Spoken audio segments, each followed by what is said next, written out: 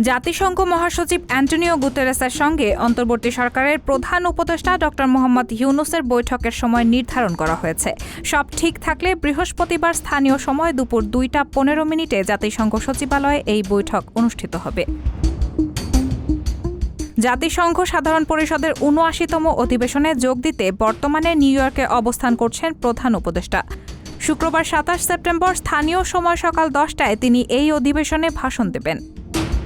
এর আগে মঙ্গলবার ২৪ সেপ্টেম্বর মার্কিন প্রেসিডেন্ট জো বাইডেনের সঙ্গে দ্বিপক্ষীয় বৈঠক করেন ড ইউনূস। এই বৈঠকে বাংলাদেশ সরকারকে পূর্ণ সমর্থনের কথা জানান বাইডেন। এছাড়া কানাডার প্রধানমন্ত্রী জাস্টিন ট্রুডো সহ বেশ কয়েকজন সরকার প্রধান ও বিভিন্ন সংস্থার প্রধানের সঙ্গে বৈঠক করেছেন প্রধান উপদেষ্টা। রায়হানা মুন, সবার কথা।